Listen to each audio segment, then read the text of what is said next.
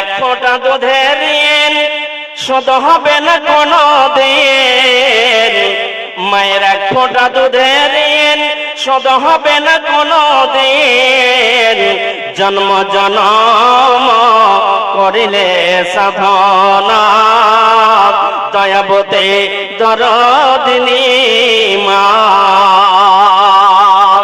দয়াবতী দরদিনী মা আমার মা। মায়ের নিন্দা করে যারা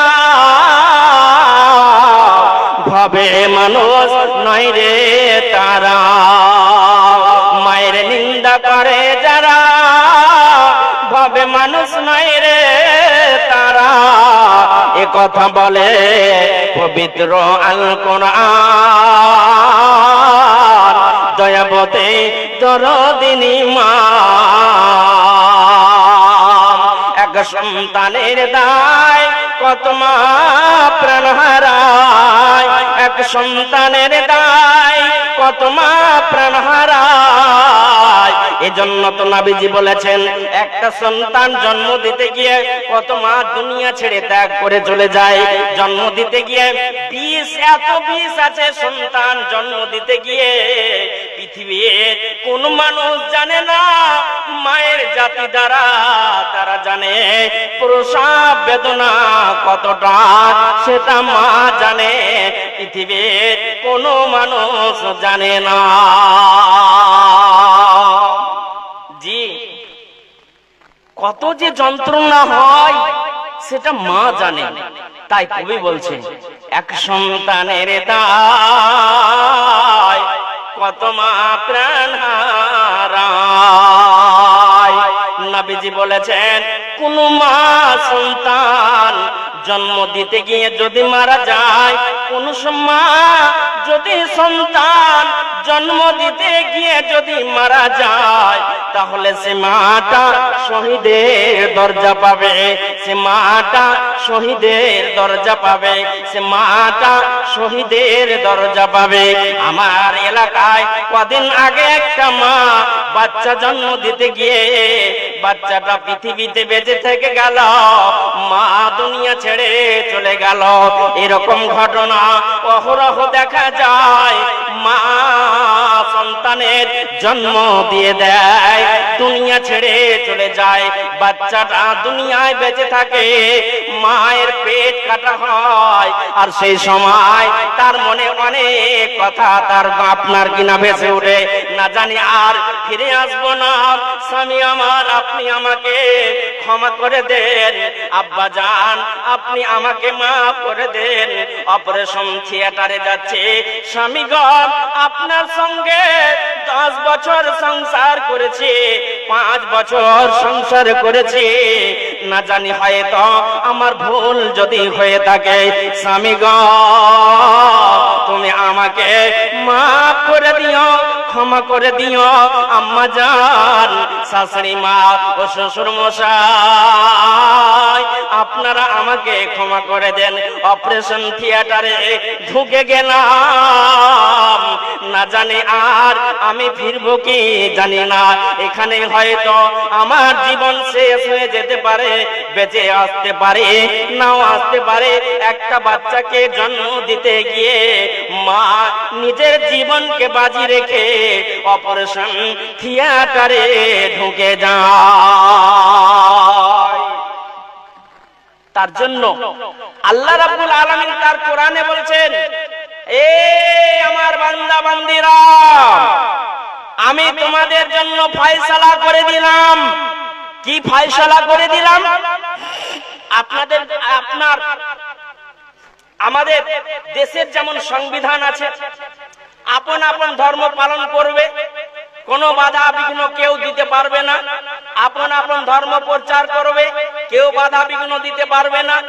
আপনার কিনা নিজের গির্জা তৈরি করবে, মসজিদ তৈরি করবে, কেউ বাধা বিঘ্ন দিতে পারবে না। এটা সংবিধান অধিকার দিয়েছে না দেয়নি গো? যে সংবিধান আম্বেদকর তৈরি করেছেন, আল্লাহ রাব্বুল আলামিন বলছেন আদমের বেটা বেটিরা, আমি একটা তোমাদের আমি তোমাদের সংবিধান দিলাম। সেই সংবিধানটার নাম হচ্ছে পবিত্র, জোরে বলেন পবিত্র আল কোরআন।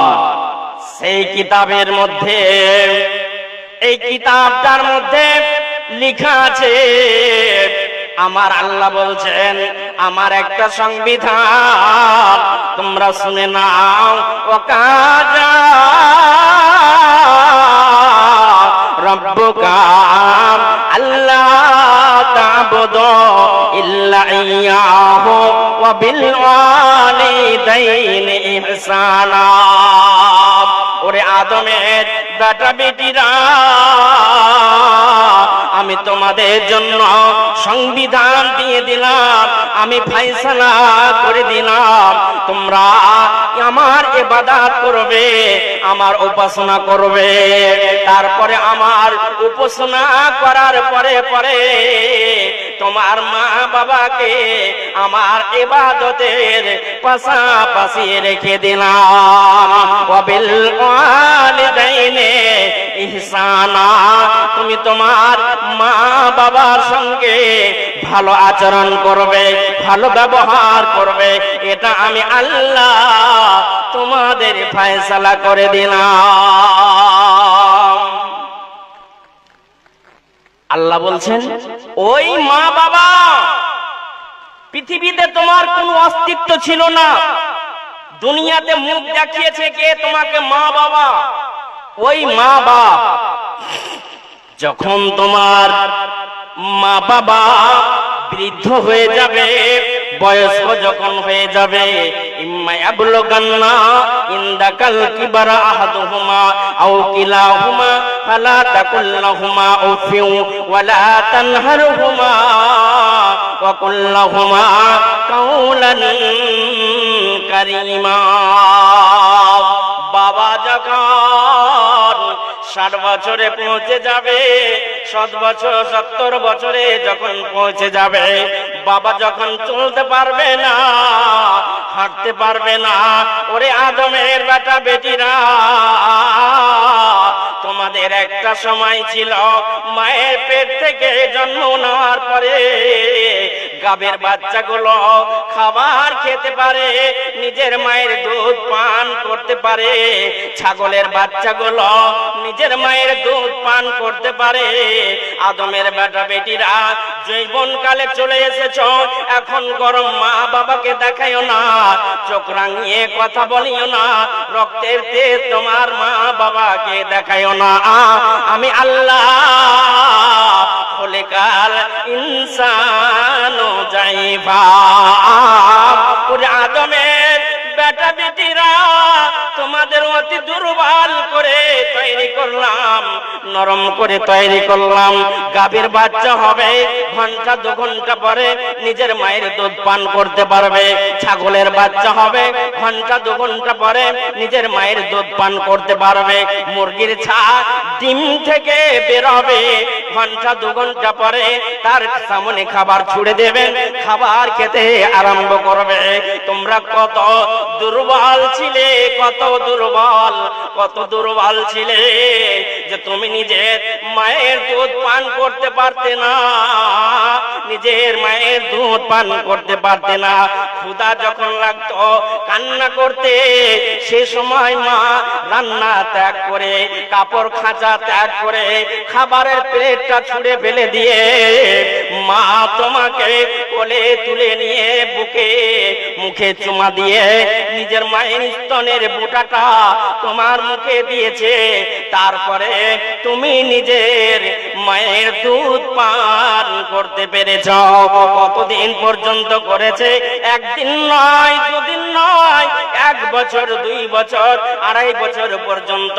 পেশাব পায়খানা করার পরে তুমি নিজে পরিষ্কার করতে পারোনি, মায়ের বুকে পেশাব করেছো, মায়ের বুকের ওপরে পায়খানা করেছো, তারপরেও মা তোমাকে দূরে ছুড়ে ফেলে দেয়নি?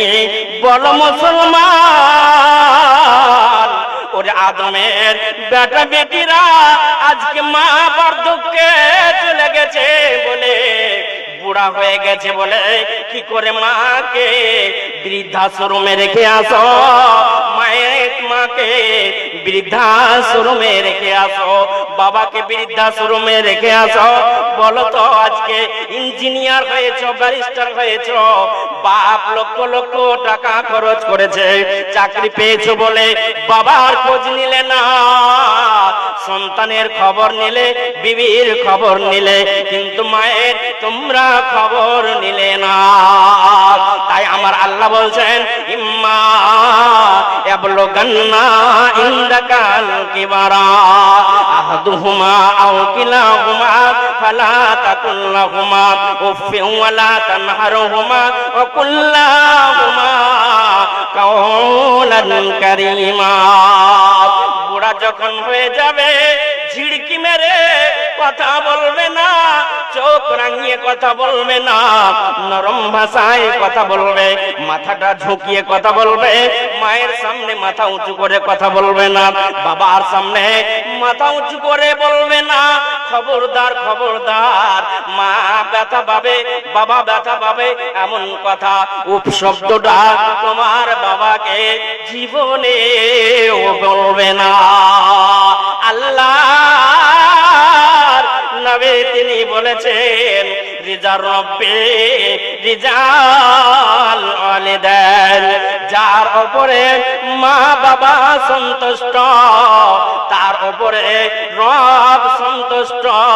যে সন্তান সন্ততির উপরে মা বাবা সন্তুষ্ট, সেই সন্তান সন্ততির উপরে আল্লাহ রাব্বুল আলামিন অসন্তুষ্ট।